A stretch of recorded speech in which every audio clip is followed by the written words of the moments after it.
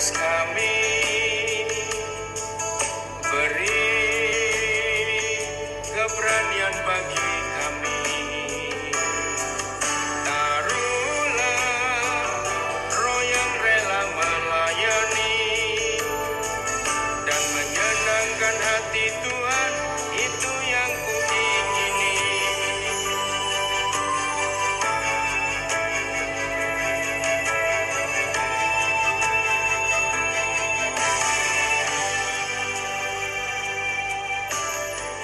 Berikan pada kami hati yang mengasihi.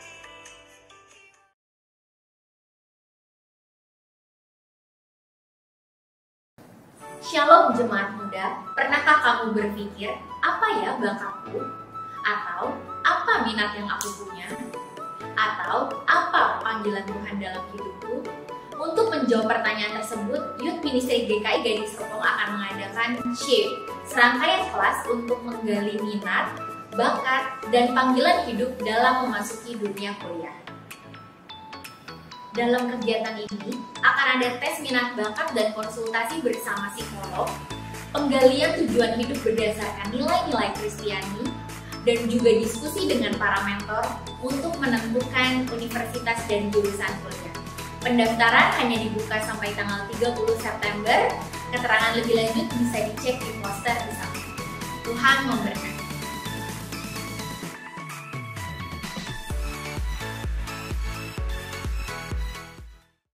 Shalom, jemaat yang dikasihi Tuhan Yesus Kristus. Sakramen Perjamuan Kudus GKI Gading Serpong akan diadakan pada hari Minggu tanggal 3 Oktober 2021 secara live streaming pada kebaktian pukul 9 WIB dan 17 WIB. Umat dapat melakukan perjamuan kudus di rumah masing-masing secara online melalui kebaktian live streaming pukul 9 WIB dan pukul 17 WIB. Jemaat dan simpatisan dihimbau untuk mempersiapkan hati dan diri untuk mengikuti perjamuan kudus ini dengan sikap hormat kepada Tuhan. Dan mengikuti rangkaian ibadah live streaming dengan tepat waktu. Karena bagian sakramen perjamuan kudus ini tidak akan direkam dan tidak akan disiarkan ulang.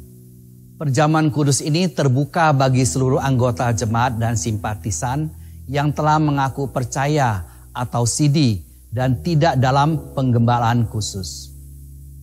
Apa yang harus dipersiapkan di rumah masing-masing? Siapkan anggur perjamuan atau dapat pula menggunakan teh atau air putih dengan takaran 1-2 teguk sebanyak jumlah anggota yang mengikuti perjamuan kudus. Jemaat sekalian, siapkan potongan roti tawar untuk 1 suapan sebanyak sejumlah anggota yang mengikuti perjamuan kudus. Pemimpin keluarga atau anggota keluarga tertua bertugas membagikan roti dan anggur kepada anggota keluarga.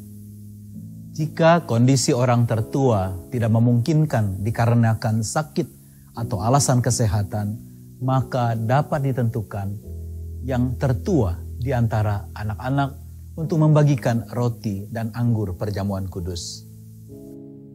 Demikianlah info perjamuan kudus. Mari siapkan hati dan diri kita untuk menyambut perjamuan kudus ini. Terima kasih, Tuhan memberkati.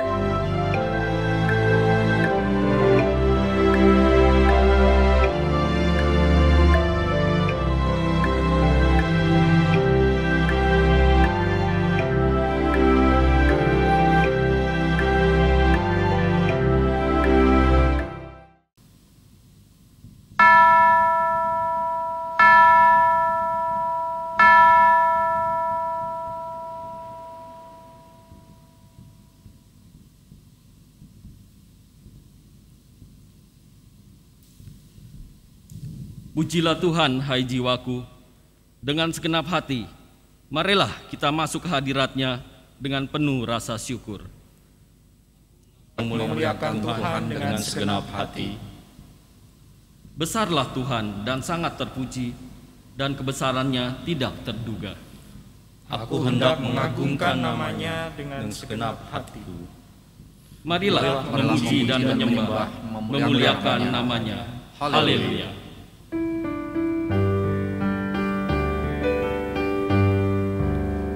Dengan gembira bersama melangkah, kita semua menghadap Tuhan.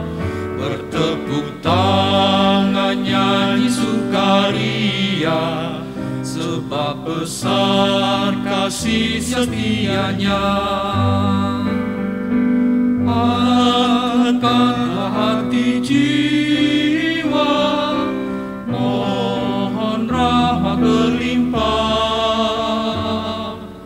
agar kita pun pantas berkenan kepada-Nya. Satukan kami umat-Mu ya Tuhan, dalam Kristus jadi satu warga, hingga kami sehati dan sejiwa memuliakan nama-Mu Tuhan.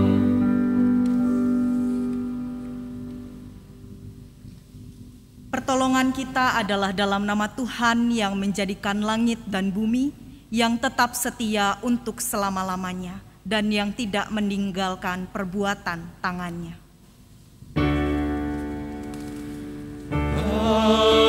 Amin, amin, amin.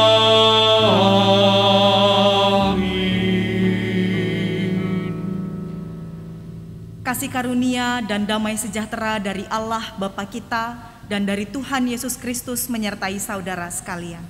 Dan menyertai saudara juga.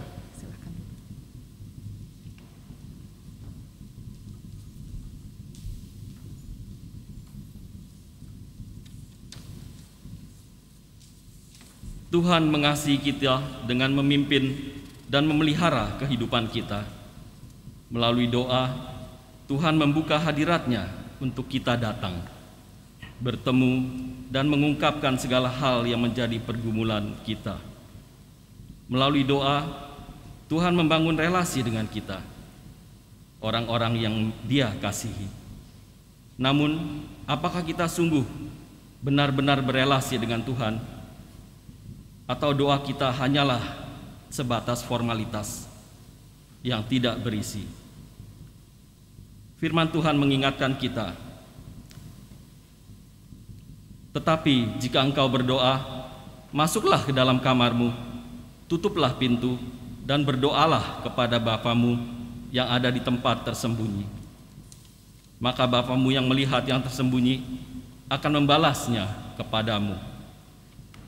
Firman Tuhan dalam Injil Matius 6 ayat yang ke-6 ini menjadi dasar tema ibadah kita pada hari ini, yaitu formalitas versus relasi. Melalui tema ini kita akan belajar untuk memahami bahwa doa merupakan sarana kasih dan karunia Tuhan yang Tuhan berikan untuk kita berkomunikasi dan berelasi dengan Tuhan kita.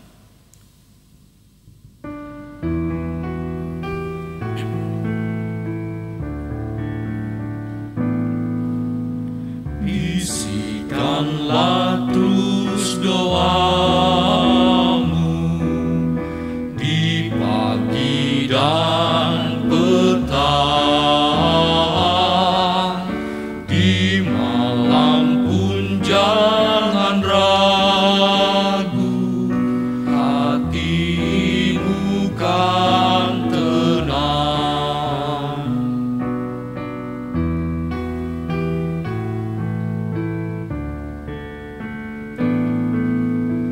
Allah menjawab doamu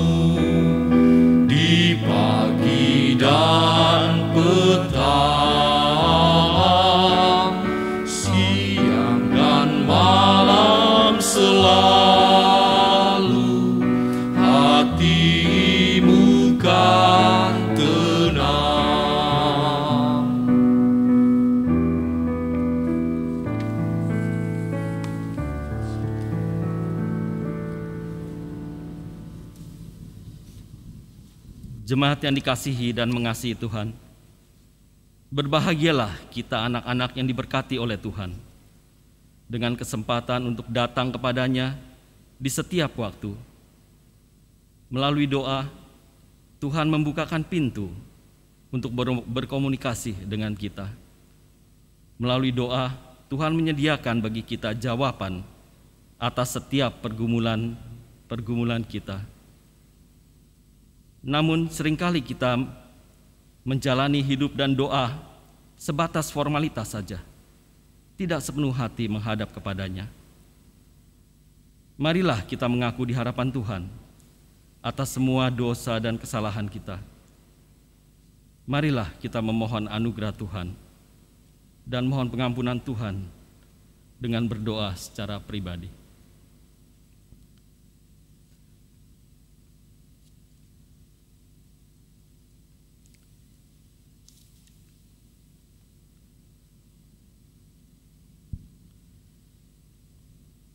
Ya Tuhan, kami datang ke hadirat-Mu yang kudus dengan penuh kerendahan hati kami.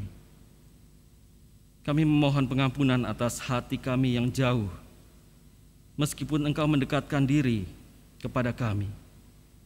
Ampuni kami atas setiap kesempatan yang terlewat ketika Engkau dengan setianya menunggu kami. Ampuni kami atas segala formalitas doa yang kami panjatkan di hadapan-Mu ya Tuhan. Kami memohon belas kasihan-Mu ya Tuhan. Kami memohon anugerah pengampunan-Mu atas kesalahan dan segala dosa-dosa kami. Dalam nama Tuhan Yesus Kristus, kami naikkan doa pengakuan ini. Amin.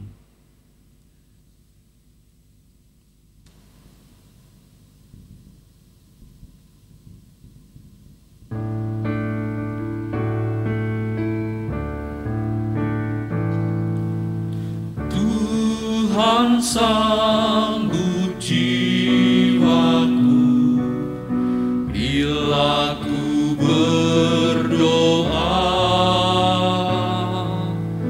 Dia dan ku bertemu bila ku berdoa. Bila ku berdoa, bila ku berdoa, Tuhan sambut jiwaku bila ku berdoa.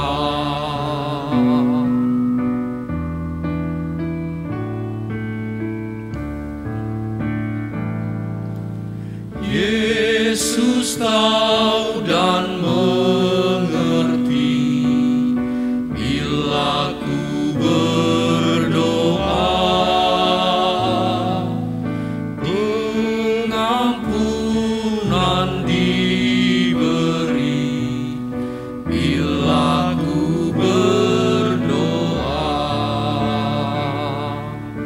Bila ku berdoa, bila ku berdoa,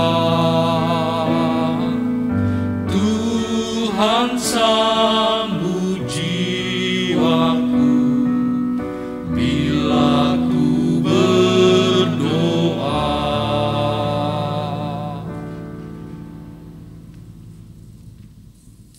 Mari jemaat kita bangkit berdiri.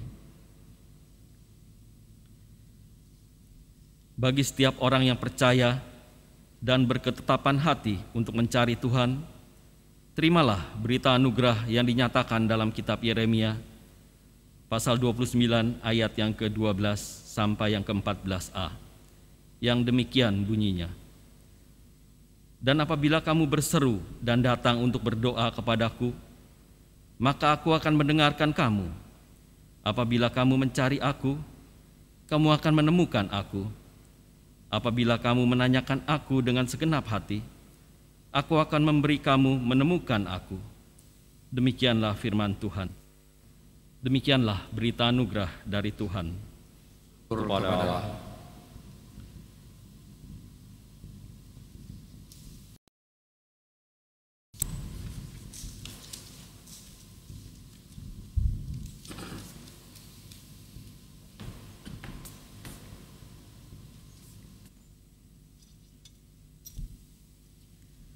Bapak Ibu Saudara yang terkasih, sebelum kita membaca dan merenungkan firman Tuhan pada hari ini, mari kita bersama-sama bersatu di dalam doa, memohon bimbingan dari Roh Kudus. Kita berdoa. Allah Bapa, kami mengucap syukur untuk setiap kebaikan yang boleh kami dapatkan di dalam kehidupan kami hari lepas hari. Dan kami semua tahu betul bahwa Engkau yang memberikan kami kebaikan-kebaikan itu. Oleh karena itu ya Bapa, ajarlah kami juga untuk senantiasa mau mendengarkan firman Tuhan dan melakukan apa yang Engkau kehendaki di dalam firman-Mu. Juga ya Tuhan, pada saat ini kami bersama-sama mau mendengarkan dan merenungkan firman Tuhan. Kiranya Engkau mencurahkan Roh Kudus-Mu ke dalam hati dan pikiran kami, agar kami dimampukan untuk mengerti, bahkan melakukan apa yang Engkau kehendaki di dalam kehidupan kami hari lepas hari. Berfirmanlah ya Tuhan, kami siap untuk mendengarkan. Di dalam nama Tuhan Yesus Kristus, kami mengucap syukur dan berdoa. Amin. Bapak Ibu Saudara, pembacaan Alkitab kita pada hari ini diambil dari Injil Matius pasal 6 ayat 5 sampai 15. Injil Matius pasal 6 ayat 5 sampai 15 demikian. Dan apabila kamu berdoa, janganlah berdoa seperti orang munafik. Mereka suka mengucapkan doanya dengan berdiri dalam rumah-rumah ibadat dan pada tikungan-tikungan jalan raya supaya mereka dilihat orang. Aku berkata kepadamu, sesungguhnya mereka sudah mendapat upahnya. Tetapi jika engkau berdoa, masuklah ke dalam kamarmu, tutuplah pintu dan berdoalah kepada Bapamu yang ada di tempat tersembunyi. Maka Bapamu yang melihat yang tersembunyi akan membalasnya kepadamu. Lagi pula dalam doamu itu janganlah kamu bertele-tele seperti kebiasaan orang yang tidak mengenal Allah. Mereka menyangka bahwa karena banyaknya kata-kata doanya akan dikabulkan. Jadi janganlah kamu seperti mereka, karena Bapamu mengetahui apa yang kamu perlukan sebelum kamu minta kepadanya. Karena itu berdoalah demikian. Bapa kami yang di sorga, dikuduskanlah namamu, datanglah kerajaanmu, jadilah kehendakmu di bumi seperti di sorga. Berikanlah kami pada hari ini makanan kami yang secukupnya, dan ampunilah kami akan kesalahan kami, seperti kami juga mengampuni orang yang bersalah kepada kami. Dan janganlah membawa kami ke dalam pencobaan, tetapi lepaskanlah kami daripada yang jahat. Karena Engkaulah yang mempunyai kerajaan dan kuasa dan kemuliaan sampai selama-lamanya. Amin. Karena jikalau kamu mengampuni kesalahan orang, Bapamu yang di sorga akan mengampuni kamu juga. Tetapi jikalau kamu tidak mengampuni orang, Bapamu juga tidak akan mengampuni kesalahanmu. Demikianlah firman Tuhan. Berbahagialah mereka yang mendengarkan firman Allah dan yang memelihara serta melaksanakannya. Haleluya. Haleluya, haleluya, haleluya.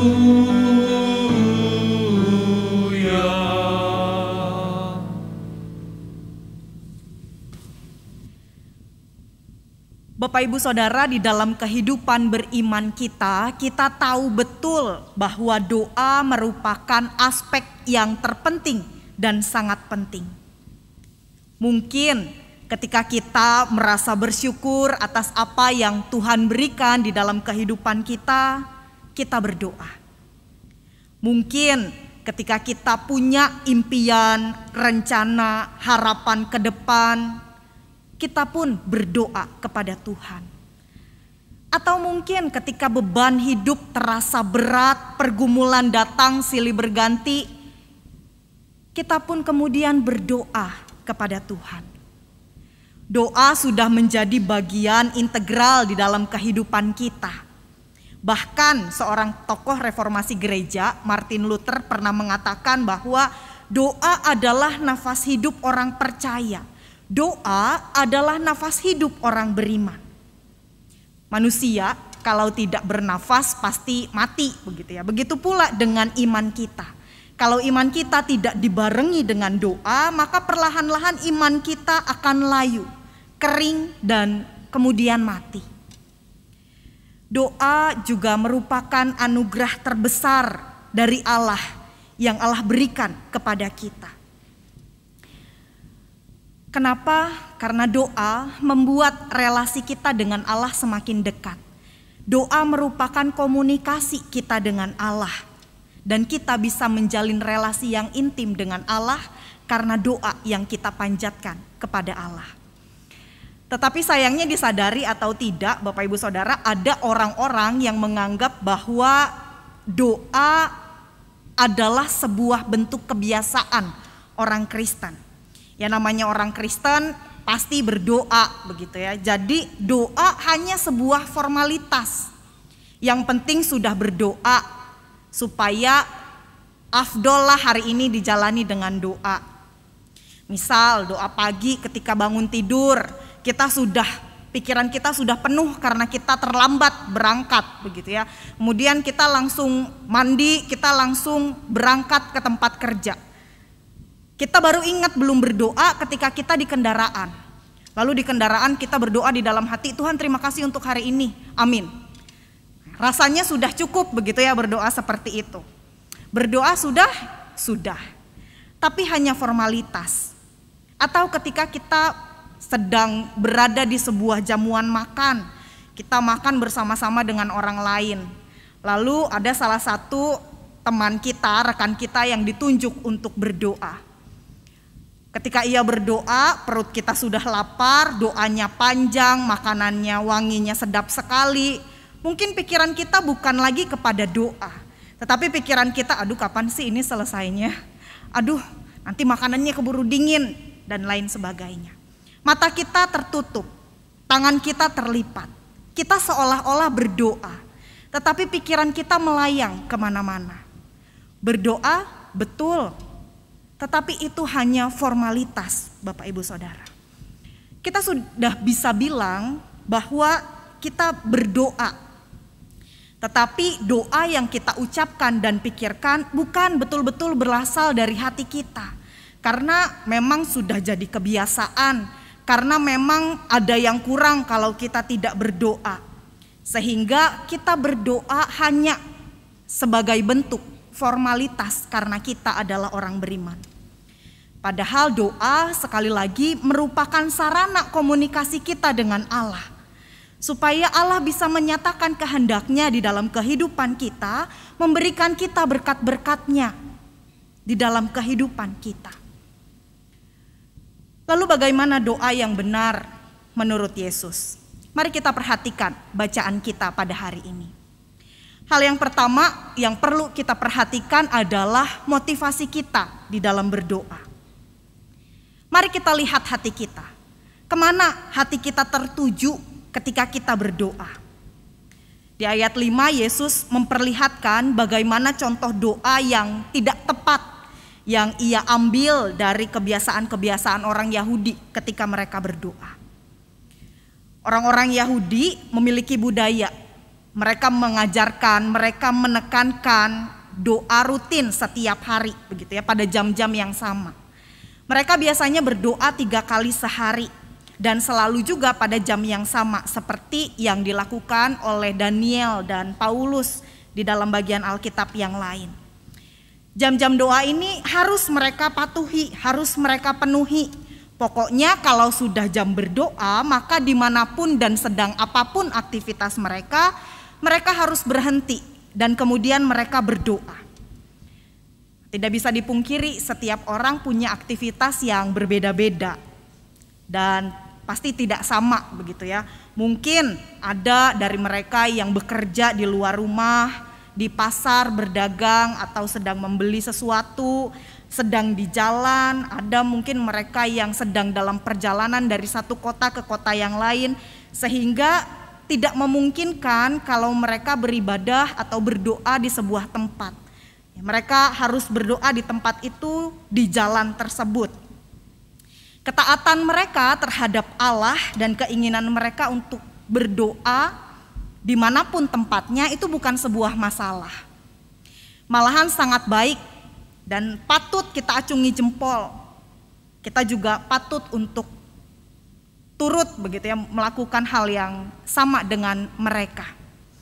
Akan tetapi yang jadi masalah adalah bukan perilakunya, melainkan motivasi mereka yang keliru ketika mereka melakukan kegiatan agama mereka.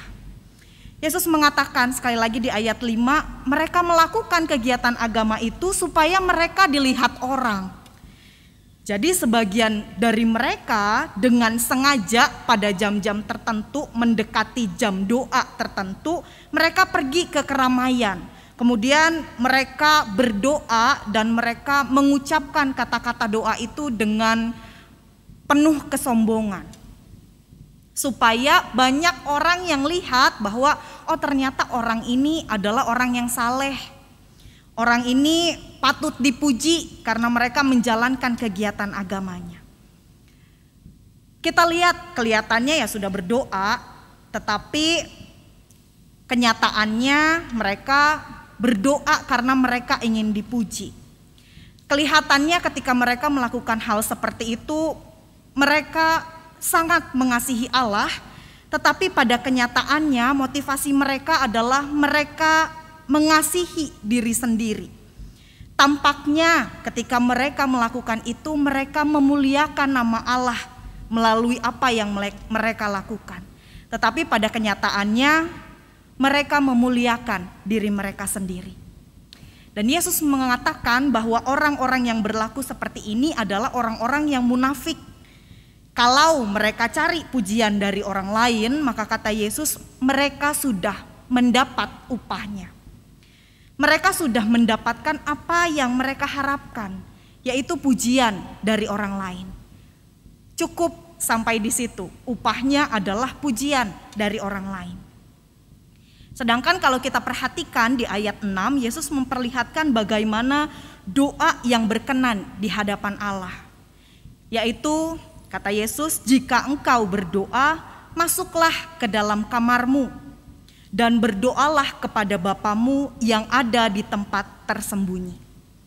Kalau kita lihat di dalam bahasa Yunani-nya, kata kamar adalah tameion, yang artinya ruang penyimpanan barang. Dan ini merupakan kamar khusus penyimpanan barang yang berada di tengah-tengah rumah. Sehingga ketika ada pencuri, ya pencuri sulit untuk masuk ke dalam rumah atau kamar penyimpanan barang tersebut.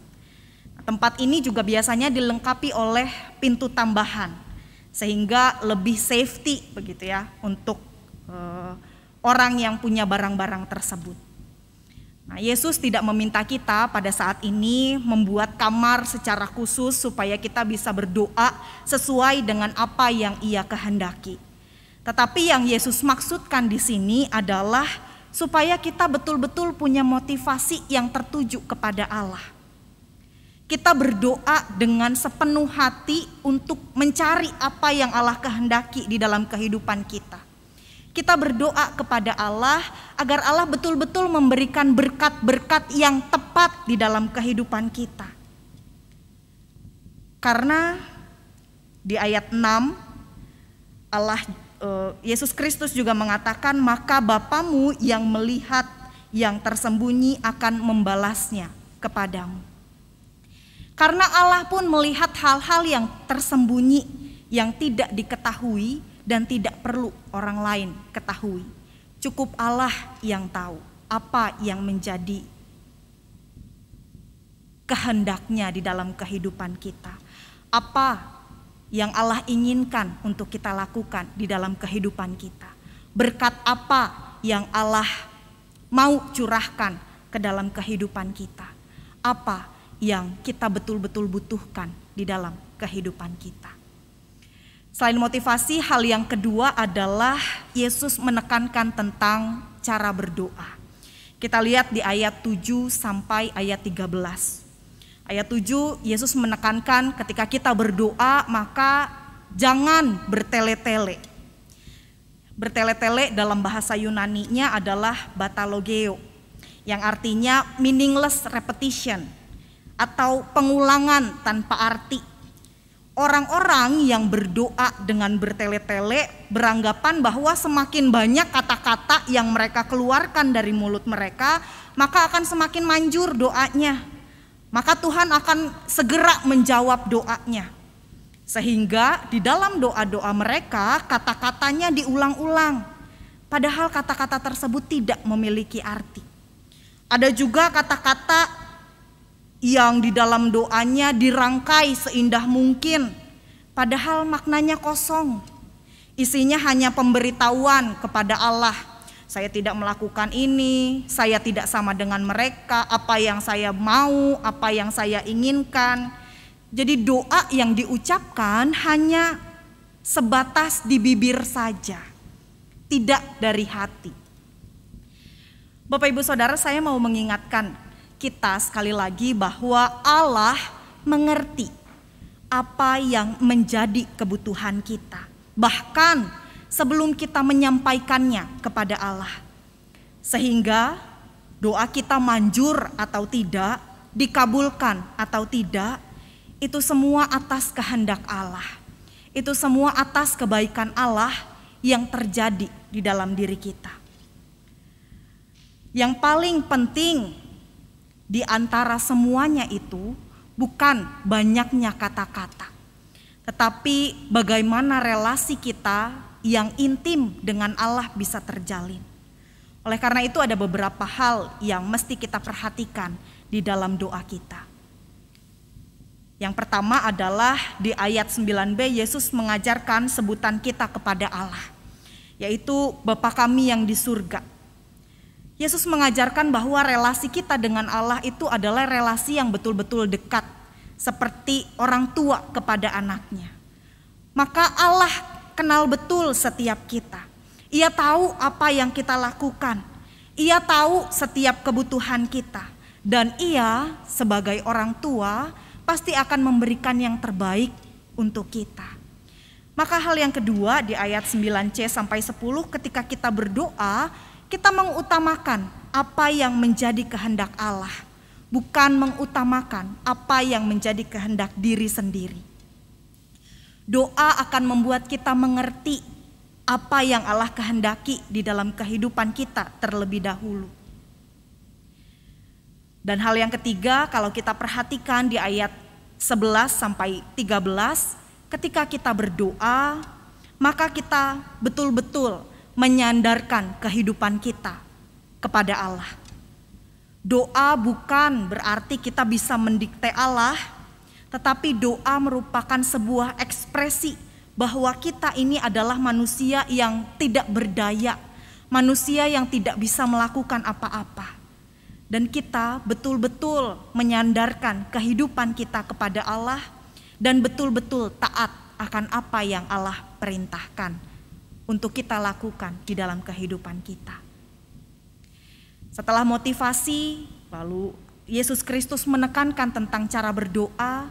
Hal yang ketiga yang tidak kalah penting adalah Yesus berbicara tentang pengampunan.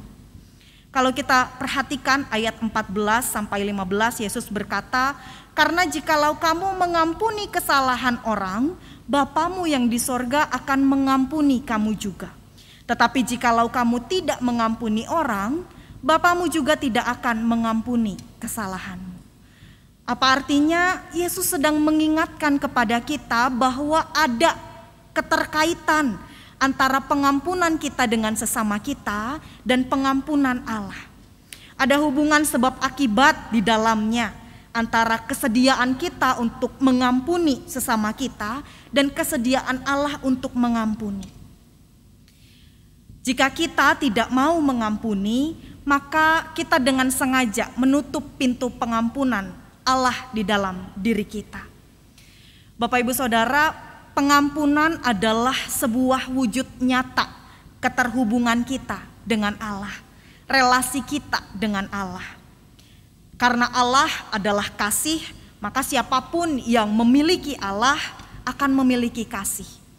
Dalam hal ini hidup kita adalah sebuah doa yang ditampakkan, doa yang dinyatakan, doa yang bukan cuma tutup mata, lipat tangan, bicara kepada Tuhan, tetapi doa yang kita tunjukkan melalui kehidupan kita hari lepas hari. Salah satunya adalah tentang kasih dan juga tentang pengampunan.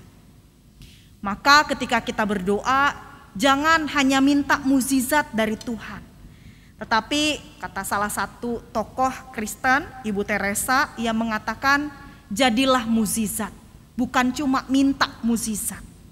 Sebab bisa jadi sebuah kebaikan dari diri kita bisa menjadi sebuah mukjizat, jawaban doa orang lain. Dan perihal pengampunan ini pun Yesus sudah memberikan teladan kepada kita. Bagaimana pengampunan yang sejati.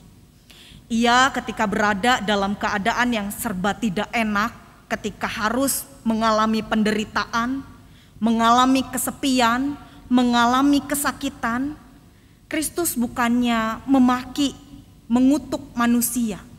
Tetapi yang keluar dari mulutnya adalah, ya Bapa, ampunilah mereka karena mereka tidak tahu apa yang mereka lakukan. Ia yang karena pengampunannya, karena kasihnya yang besar kepada manusia, rela mati di kayu salib, memberikan keselamatan bagi kita, sehingga kita lepas dari maut akibat dosa-dosa kita. Oleh karena itu, Bapak Ibu Saudara, salah satu tugas kita juga sebagai anak-anak Tuhan adalah memberitakan kabar keselamatan seperti yang tertulis di dalam Roma 10 ayat 14 yang berbunyi, tetapi bagaimana mereka dapat berseru kepadanya jika mereka tidak percaya kepada Dia?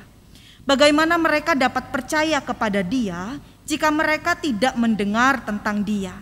Bagaimana mereka mendengar tentang Dia jika tidak ada yang memberitakannya? Maka GKI Gading Serpong membuka kesempatan untuk kita semua supaya bisa bersekutu bersama melalui kelompok kecil pemuritan, yaitu menjadi murid yang memuridkan. Bapak Ibu Saudara dipersilahkan untuk mendaftar lewat QR Code yang ada pada flyer, atau juga bisa lewat link yang tersedia, atau bisa juga lewat WhatsApp Blast yang dilakukan oleh sekretariat atau koordinator wilayah, atau pula lewat komisi.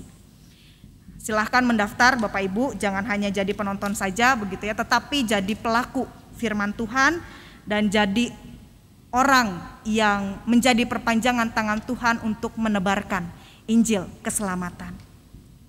Kita bersyukur bahwa anugerah Allah di dalam kehidupan kita yang Allah berikan kepada kita supaya kita bisa berkomunikasi dengan Allah, menjalin relasi yang intim dengan Allah melalui doa, bisa kita lakukan. Oleh karena itu, mari kita betul-betul berdoa dengan sungguh-sungguh. Memiliki motivasi yang benar di dalam berdoa, supaya nama Allah saja yang dipermuliakan, bukan nama kita. Serta saling memberikan pengampunan sebagai respons kita untuk relasi yang boleh terjalin bersama-sama dengan Allah dan juga sesama kita. Dan itu juga dilakukan bukan hanya formalitas belaka, tetapi dengan sepenuh hati yang tertuju untuk memuliakan Allah. Kiranya Tuhan memberkati kita semua. Amin.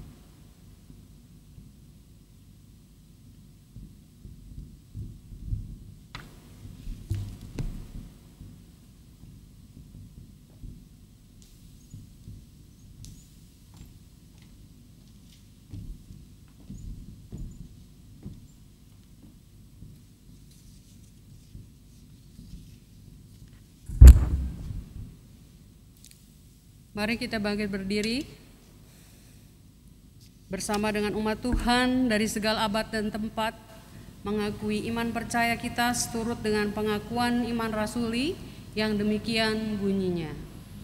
Aku percaya kepada Allah, Bapa yang Maha Kuasa, Khalik langit dan bumi, dan kepada Yesus Kristus, anak yang tunggal Tuhan kita, yang dikandung dari Roh Kudus, lahir dari anak darah Maria, yang menderita sengsara di bawah pemerintahan Pontius Pilatus, disalibkan, mati dan dikuburkan, turun ke dalam kerajaan maut.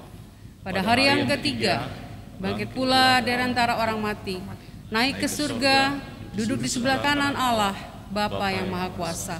Dan dari sana ia akan datang untuk menghakimi orang yang hidup dan yang mati. Aku percaya kepada Roh Kudus, gereja yang kudus dan am, persekutuan orang kudus, pengampunan dosa, kebangkitan orang mati, dan hidup yang kekal. Amin. Dipersilakan duduk kembali, Bapak Ibu Saudara yang dikasihi Tuhan.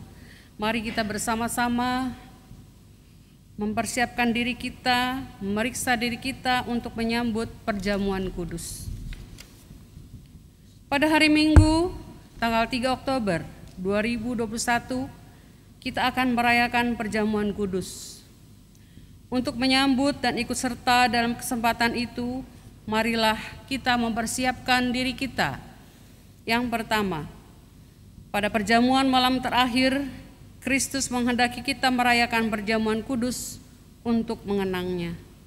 Mengenang Kristus berarti mengalami kehadirannya seperti murid-muridnya dahulu. Mengalami kehadirannya bersama mengenang Kristus juga berarti menyadari secara pribadi seluruh kehidupan Kristus yang diberikannya bagi keselamatan dunia. Sejak dia lahir, melayani, menderita, sengsara, mati, dibangkitkan, dan dimuliakan di surga. Marilah kita merenungkannya. Apakah kita benar-benar rindu untuk berjumpa secara pribadi dengan Kristus, untuk mengalami kasih, kuasa, dan kebenarannya yang memperbaharui hidup kita? Kedua, apakah kita menghayati bahwa seluruh kehidupan dan karya Kristus, yaitu kelahirannya, pelayanannya, penderitaannya, kematiannya, kebangkitannya, kenaikannya ke surga, sampai dengan kedatangannya kembali, terkait erat dengan kehidupan kita?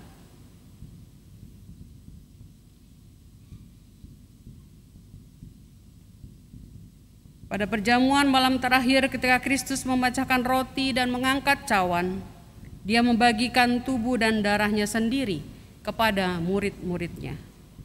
Menerima tubuh dan darahnya berarti dipersatukan dengan Kristus, sehingga dia menjadi kepala dan kita tubuhnya. Menerima tubuh dan darahnya berarti dipersatukan dengan semua orang yang menerimanya juga menjadi satu tubuh dan satu roh. Marilah kita merenungkannya. Apakah kita menghayati bahwa Kristus adalah kepala seluruh kehidupan saudara? Dalam hidup berjemaat dan bermasyarakat, dalam keluarga dan pekerjaan kita? Apakah kita menghayati bahwa kita adalah anggota tubuh Kristus yang saling mengasihi seorang terhadap yang lain? Yang ketiga, ketika kita bersatu dengan Kristus, roti hidup yang dipecah-pecahkan bagi dunia ini, kita pun dipersatukan dalam kematian dan kebangkitan Kristus. Dipersatukan dengan Kristus berarti diutus untuk mengosongkan dan menyangkal diri, memikul salib dan mengikut Kristus. Dipersatukan dengan Kristus berarti diutus untuk memberi hidup kita demi keselamatan dunia. Marilah kita merenungkannya. Apakah dalam persekutuan dengan Kristus kita mau berkorban dan menjadi berkat bagi sesama saudara? Apakah kita menyadari bahwa sebagai anggota tubuh Kristus di tengah dunia, kita menjadi mata dan telinga bagi Kristus yang melihat dan mendengarkan, serta peduli terhadap kebutuhan dan masalah sesama kita? Sudahkah kita menjadi mulut bagi Kristus yang menyuarakan kebenaran dan keadilan dalam lingkungan kita? Sudahkah kita menjadi tangan bagi Kristus yang berkarya memperjuangkan damai sejahtera di muka bumi ini?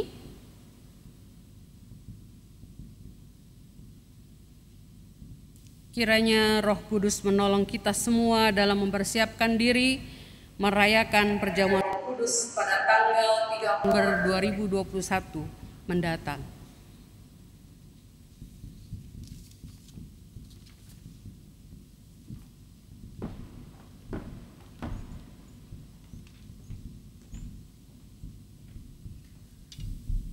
Mari kita berdoa. Kami bersyukur ya Bapa atas firman yang boleh kami dengarkan pada hari ini. Ajarlah kami untuk selalu berdoa dan juga menyerahkan seluruh kehidupan kami ke dalam tangan-Mu, agar apapun yang Engkau kehendaki di dalam kehidupan kami benar-benar terjadi. Ajarlah kami untuk menerima setiap rancangan-Mu di dalam kehidupan kami, karena kami yakin dan percaya Engkau mengetahui setiap kami. Engkau tahu apa yang kami butuhkan. Sehingga biarlah kami juga menjadi berkat bagi orang lain, menjadi perpanjangan tangan-Mu di dunia ini, agar semakin banyak orang memuliakan nama-Mu. Juga ya Bapa, pada saat ini kami berdoa untuk setiap jemaat GKI Gading Serpong dimanapun mereka berada. Tuhan, kiranya Engkau menyertai setiap langkah kehidupan mereka, agar mereka pun dapat senantiasa mengucap syukur untuk setiap curahan berkat yang Engkau berikan di dalam kehidupan mereka. Bagi saudara-saudara kami yang memiliki pergumulan, kiranya Engkau hadir lawat mereka satu persatu ya Bapa. Biarlah mereka juga di dalam pergumulan kehidupan mereka senantiasa menyandarkan diri ke dalam tangan-Mu, senantiasa rendah hati untuk selalu berdoa kepadamu dan juga tetap teguh iman kepadamu. Juga bagi saudara-saudara kami yang sedang lemah tubuh, Tuhan kiranya Engkau jamah mereka satu persatu melalui makanan, minuman, obat-obatan dan istirahat yang mereka lakukan, agar mereka pun dapat pulih kembali seperti sedia kala. Kami juga berdoa ya Bapa untuk GKI Gading Serpong, setiap aktivis, pelayan, majelis jemaat. Tuhan, kiranya Engkau menyertai GKI Gading Serpong, agar gereja ini juga dapat menjadi uluran perpanjangan tangan-Mu di tengah-tengah dunia, menjadi berkat bagi orang-orang yang ada di sekitar kami, agar juga banyak orang memuliakan nama-Mu melalui GKI Gading Serpong. Untuk setiap program-program kami juga serahkan semuanya ke dalam tangan-Mu. Biarlah Engkau yang juga memberkati setiap program-program ini, agar juga menjadi berkat bagi jemaat dan juga bagi orang-orang yang ada di luar GKI Gading Serpong. Kami juga berdoa bagi bangsa dan negara kami ya Tuhan. Kami berdoa untuk pemerintah kami, untuk setiap petinggi-petinggi pemerintahan. Kiranya Engkau mencurahkan hikmat dan kebijaksanaan-Mu ke dalam hati dan pikiran mereka, agar apapun yang mereka lakukan, apapun yang mereka putuskan, semuanya seturut dengan kehendak-Mu dan juga dapat menyejahterakan bangsa Indonesia. Inilah doa kami ya Tuhan, yang kami naikkan di dalam nama Tuhan Yesus Kristus, Sang Juru Selamat kami yang hidup. Amin.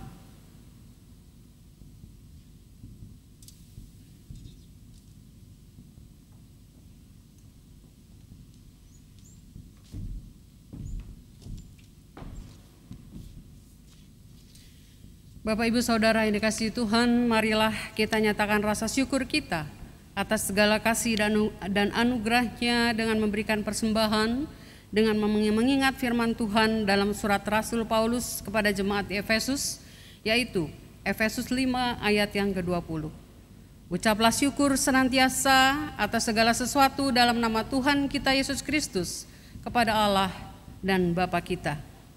Bapak, Ibu, dan Saudara yang dikasihi Tuhan dapat memberikan persembahan dengan cara mentransfer ke rekening ataupun men-scan QR code yang tertera di layar ini. Jadi bagi jemaat yang akan menyampaikan persembahan dalam bentuk tunai di dalam amplop, juga dapat memasukkannya ke dalam kotak persembahan yang berada di Sekretariat Gereja Gedung Gria Anugerah lantai 3. Pada jam kantor sebagai berikut, Senin sampai dengan Jumat pukul 8 sampai dengan pukul 4 sore. Hari Sabtu dan Minggu pukul 8 pagi sampai dengan pukul 12 siang.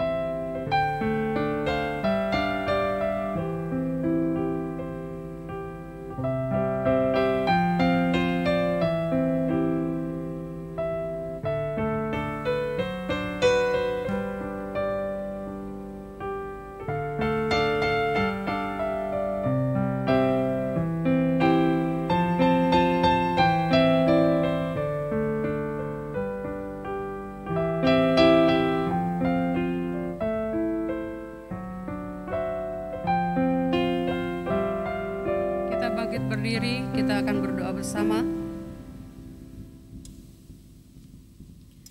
Kami mengucap syukur ya Bapa atas segala sesuatu di dalam hidup kami yang sudah Tuhan limpahkan begitu luar biasa.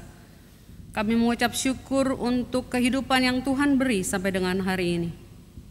Kami juga mengucap syukur untuk keluarga, untuk pekerjaan, untuk relasi kami dengan sesama maupun sanak saudara kami.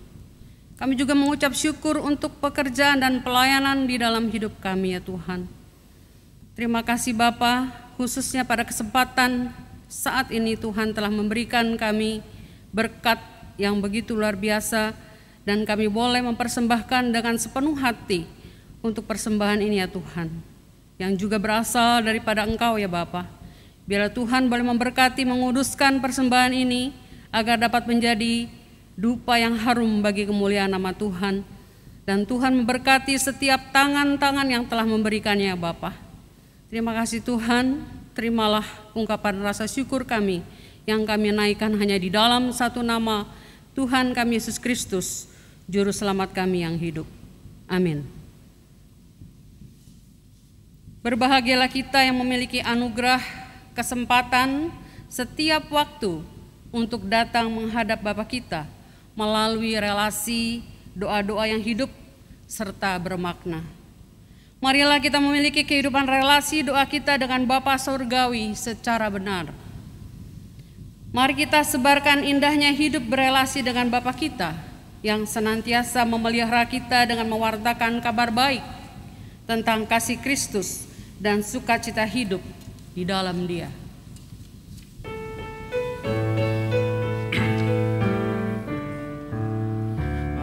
Sebarkan Injil ke seluruh dunia. Mari sebarkan nama Yesus Maha Mulia. Besar kasih-Nya bagiku dan bagi kita semua. Dia mati bagi umat manusia. Mari sebarkan, hai mari wartakan. Keselamatan oleh Tuhan tiada terperi, dan teruskan serta beritakan rahmat ilahi dalam Yesus diberi. Mari sebarkan, hai mari wartakan. Keselamatan oleh Tuhan tiada terperi, dan teruskan serta beritakan rahmat ilahi dalam Yesus diberi. Bapak Ibu Saudara, marilah kita mengarahkan hati kita kepada Tuhan.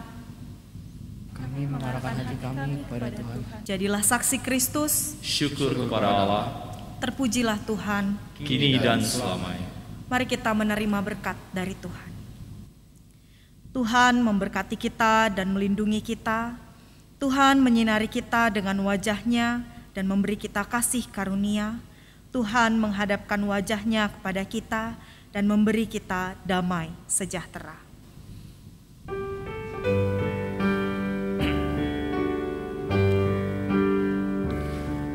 Haleluya, haleluya, haleluya,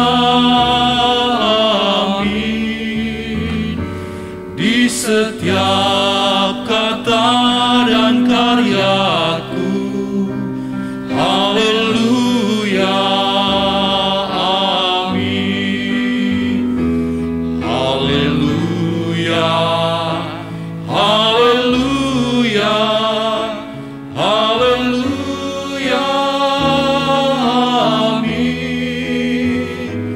Di setiap kata dan karyaku, haleluya, amin.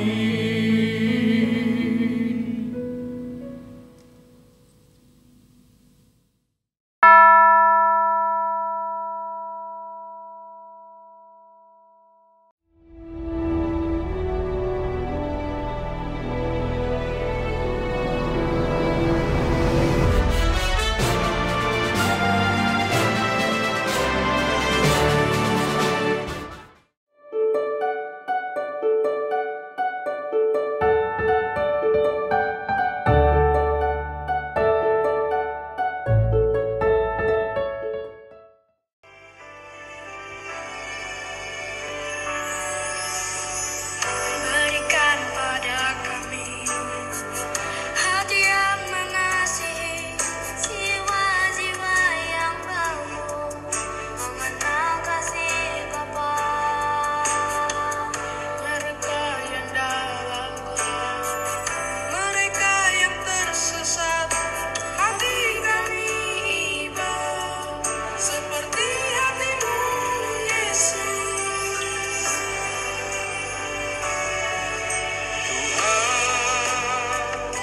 Ini tugas kami, beri keberanian bagi kami. Taruhlah roh yang rela melayani dan menyenangkan hati Tuhan, itu yang kuingini.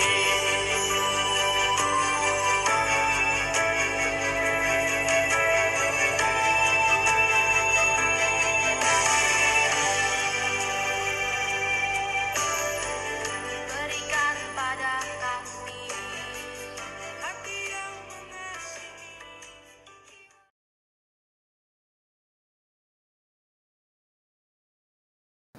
Shalom jemaat muda, pernahkah kamu berpikir, apa ya bakatku? Atau apa minat yang aku punya? Atau apa panggilan Tuhan dalam hidupku? Untuk menjawab pertanyaan tersebut, Youth Ministry GKI Gading Serpong akan mengadakan Shape, serangkaian kelas untuk menggali minat, bakat, dan panggilan hidup dalam memasuki dunia kuliah. Dalam kegiatan ini akan ada tes minat bakat dan konsultasi bersama psikolog, penggalian tujuan hidup berdasarkan nilai-nilai Kristiani, dan juga diskusi dengan para mentor untuk menentukan universitas dan jurusan kuliah. Pendaftaran hanya dibuka sampai tanggal 30 September. Keterangan lebih lanjut bisa dicek di poster di sana. Tuhan memberkati.